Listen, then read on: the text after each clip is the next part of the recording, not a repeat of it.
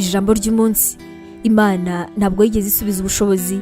Imana mu gusubiza nta kindi igenderaho, ntabwo ikora mu buzima bwawe igereranyije n'uko uyikeneye. Imana isubiza ishyaka. Ntabwo Imana ishimishwa cyane n'ibyo iguha, ahubwo igusubiza ikurikije uko witwaye kubw'Imana yaguhaye mbere. Uko ukoresheje Imana yabitse muri wowe nibyo bigenda gutoneshwa n'Imana mu bihe bizaza. Dore rero ibibazo 7 byihariye bizahindura ubuzima bwawe mu minsi 7. Ikibazo cya mbere, ese nicyo ukunda? Nibiye bibazo wibaza wenyine, ibibazo kandi bikaba bibyara ihinduka ry'ibihe. Ibyo ari byo byose igishushanyo cyawe kigaragaza imikorere yawe, nabwo wahamagariwe abantu bose, wahamagariwe umuntu. Ibise wigeze ubimenya? Ikibazo cya gatatu, ninde wubaha uzahitamo kwirengagiza?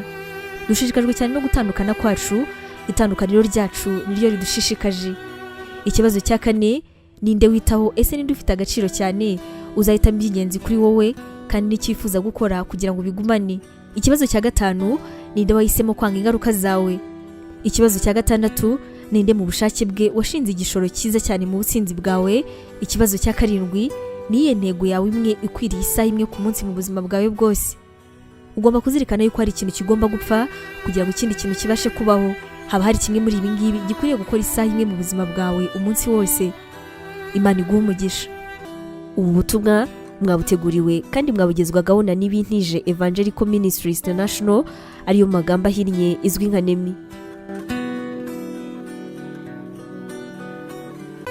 Waba utekereza ko wahamagariwe gukora umurimo w'Imana? Wifuza inyigisho zacu se zisohoka buri munsi zagufasha mu buzima bwawe, cyane cyane zigukomeza mu bibazo? Umva wifuza kwiga ibijyanye na teolojiya, ukamenya ijambo ry'Imana, intwaro yagufasha mu buzima? Duhereye kuri iki kibazo cya nyuma, niba igisubizo cyawe ari yego, ngufitiye inkuru nziza cyane. Iyi nkuru nuko tugufitiye ishuri rya teolojiya kandi wigira ku buntu. Mu ishuri ryacu harimo porogaramu zitandukanye zirimo nka Pastoral Studies, aribwo buryo wakwiga kuba umuvugabutumwa mwiza cyane. Tugufitiye kandi Biblical Studies, ariyo masomo atandukanye ya Bibiliya, ndetse na Christian Counseling, inama za Gikristo zifasha gukomeza imitima. Kugira ngo usobanukirwe biruseho, wasura urubuga rwacu arirwo wa@nemibibleinstitute.com, cyangwa se nanone ukaba watwandikira kuri WhatsApp kuri izi nimero 141 232 650 wanatwandikira kandi kuri email yacu ariyo nemevangelism@yahoo.com. Imana iguhe umugisha.